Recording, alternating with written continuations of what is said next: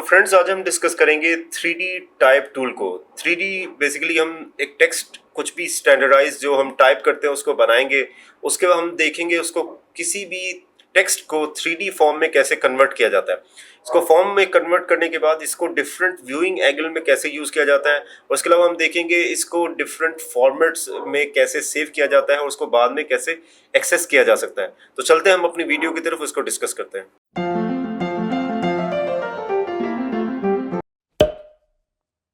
ये मैंने एक इमेज के ऊपर यहाँ पे एक लेयर अलग से लेके इसको मैंने टाइप किया है 3D।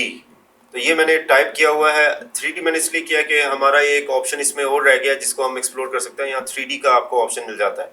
तो ये अगर मैंने सिलेक्ट किया हुआ है, इसको मैंने अगर 3D अप्लाई किया, ये थोड़ा सा प्रोसेसिंग के लिए कहता है कि वो प्रोसेस इसको you are about to create a 3D layer, would you like to switch to 3D workshop. मैं बोल रहा हूँ नो, क्योंकि ये पूरे के पूरे मेरे जो यहाँ के स्टाइल हैं वो सबको 3D में कन्वर्ट कर देगा, वो मुझे अभी नहीं चाहिए।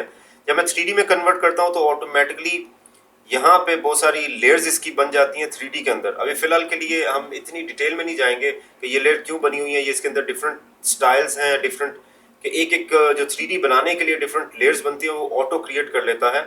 अभी हम वो इसमें नहीं डिस्कस कर रहे हैं। अभी मैं फिलहाल के लिए इस मेन्यू को बंद कर लेता हूँ। जनरली मैं आपको दिखाना चाह रहा हूँ कि इसको आप कैसे एक्सेस कर सकते हैं। जब ये आप करेंगे तो ये ऑटोमेटिकली मूव टूल सेलेक्ट हो जाएगा। मूव टूल में बेसिकली आपको यहाँ पे बहुत सारे ऑप्शन अवेलेबल होंगे जिससे इसको आप मूव कर सकते हैं। तो मैं ये सजेस्ट करूंगा बेसिकली आप ये तीन जो है शुरू वाले यूज कीजिएगा। ये आखिरी वाले जो दो हैं इससे हर एक पीस इसका जो अलग अलग पोर्शन है वो सेपरेट हो जाता है। तो इनिशियल लर्निंग के लिए आप ये शुरू के तीन रोटेशन वाले टूल यूज करें। जैसे मैंने इसको लिया और मैंने इसको यहाँ पे आप लेयर देख सकते हैं, इसके साथ शेडो भी क्रिएट हुआ है और शेडो के साथ नीचे ये डिफॉल्ट ये चीज़ें आई हुई हैं टेक्स्ट वगैरह की। तो ये इसका 3D बनाने के लिए वो ऑटोमेटिकली सेल्फ जनरेट कर देता है फोटोशॉप इसको। अच्छा, मैं अगर मूव टूल में रहते हुए इसको बेंड करूंगा, जैसे मैंने ये बेंड किया, अब ये देख सकते हैं बड़े मज़े से ये किसी भी एरिया में ये बेंड हो सकता है। तो ये इस टूल को आप यूज़ कर सकते हैं। अच्छा, अगर मैं इसमें कोई डिज़ाइन वगैरह भी चाहूँ तो वो भी हम बाद में इसमें कलर वगैरह चीज़ों के अप्लाई कर सकते हैं।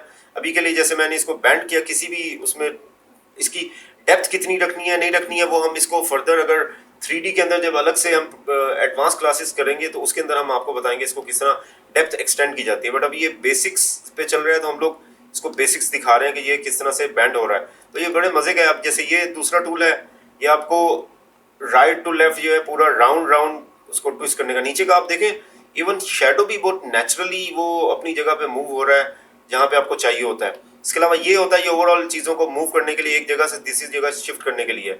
ये डिफरेंट आपकी आई के पर्सपेक्टिव प्रीव्यू के हिसाब से ये एंगल अपना बदलता है कि आप अगर यहाँ से थोड़ा सा देख रहे हैं तो आपको ज़्यादा एरिया नज़र आएगा। ये देखें ज़्यादा एरिया नज़र आएगा, इधर आप करेंगे तो कम एरिया नज़र आएगा क्योंकि आप उसके ऑलमोस्ट फ्रंट पे खड़े होंगे। अगर आप साइड एंगल में जाएंगे तो आपको ज़्यादा नज़र आता है। तो ये मैंने जैसे इससे मूव कर सकता हूँ। ये मैंने ऊपर किया तो देखें शेडो बॉटम पे चला गया। जैसे ये मैं फ्लोटिंग शेडो दिखा रहा हूँ, ये मैंने टॉप किया, इसको फ्लोटिंग शेडो दिखाया।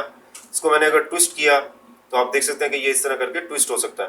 तो ये बेसिक्स हैं। आप कोई भी फॉन्ट टेक्स्ट लिखें उसको आप बहुत क्विकली 3D मोड्स में कन्वर्ट करके उसको किसी भी एंगल में फिलहाल के लिए तो अगर आप इन इमेजेस को किसी फ्लैट सरफेस पे डालना चाह रहे हैं जैसे 2D ड्राइंग्स होती हैं तो आप इसके अलग से इमेजेस टेक्स्ट फॉन्ट में क्रिएट करके उसके किसी भी एंगल में आप सेट करके उसको JPG या PNG में सेव कर सकते हैं और उसको आप बाद में किसी भी और लेयर पे ट्रांसफर कर सकते हैं। जो नॉर्मली आपको बनाना सॉर्ट ऑफ एक इम्पॉसिबल है। अगर आप मैनुअली इसको सारा स्केच करने जाएंगे तो वो पॉसिबल नहीं होगा। बट ये बहुत क्विकली और इजी वे होता है किसी चीज़ को 3D करने के लिए। जैसे मैंने आपको शो किया कि आप 3D टूल को इसमें टूल में मेन्यू में सिलेक्ट करेंगे तो ये इस टूल में इसमें कन्वर्ट हो जाएगा 3D में। इसके बाद आप यहाँ पे मूव टूल के जरिए इसको दोबारा से एंगल्स को बदल सकते हैं। तो जैसे आपने एंगल बदला और आपने इसको सेव कर दिया, इसको आपने एंगल बदला और इसको आपने सेव करना चाह रहे हैं तो डिफरेंट क्राइटेरिया में इसको सेव किया जा सकता है।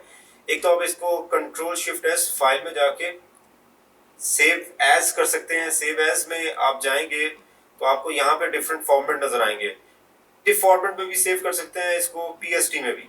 इसको मैं PSD के अंदर सेव कर लेता हूँ, एक PSD टेस्ट करके।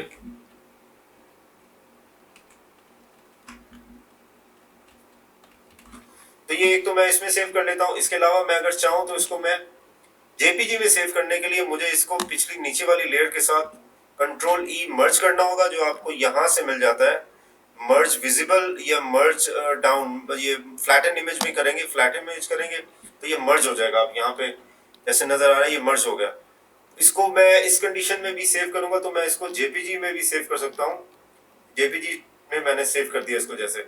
और अगर मैं चाहूँ कि ये जो है PNG में सेव हो तो उसके लिए इस इफेक्ट्स को पहले आपको खत्म करना होगा, ताकि ये अदरवाइज आप जब सेव करेंगे तो इसमें PNG का ऑप्शन आएगा नहीं। उसके लिए आप पहले एक ब्लैंक लेयर लें, इसको इसके साथ मर्ज कर लें, कन्वर्ट कर दें बेसिकली जो एक ट्रांसपेरेंट लेयर में। उसके बाद आप चाहें तो इसको थोड़ा सा क्रॉप भी कर लें। मैं जैसे इसको सेव करता हूँ अब तो ये देखें इसमें डिफरेंट ऑप्शंस खुल गए PNG में सेव करने के। तो हम लोग इसको PNG में भी सेव कर सकते हैं। तो इस तरह करके ये डिफरेंट फॉर्मेट में सेव हो जाता है। तो जैसे मैंने ये सेव किया तो आप देख सकते हैं यहाँ पे JPG में हमने सेव किया था तो व्हाइट बैकग्राउंड के साथ सेव हो गया। हमने जब PNG के साथ किया तो PNG जो है ग्रे बैकग्राउंड के साथ उसको सेव कर रहा होता है। तो ये आप बाद में इसका बैकग्राउंड का कलर भी चेंज कर सकते हैं। और तीसरा है PSD। तो अगर PNG को आप खोलेंगे तो इसमें आप बाद में चाहें तो इसमें कलर भी अपनी चॉइस का कुछ बैकग्राउंड में फिल कर सकते हैं, जो इसी तरह इसमें नेचुरली ब्लेंड होता हुआ नजर आएगा। जैसे ये, क्योंकि ये ट्रांसपेरेंट है और इसको हम अगर ट्रांसफॉर्म भी करना चाहें तो ये किसी भी साइज पे बन सकता है और इसी तरह 3D लुक में रहेगा ये। तो फ्रेंड्स, उम्मीद है आज की वीडियो आपको पसंद आई होगी। कोई भी क्वेश्चंस हो तो आप कमेंट सेक्शन में मुझसे पूछ सकते हैं। इस वीडियो को लाइक और सब्सक्राइब करें। चले मिलते हैं नेक्स्ट वीडियो के अंदर।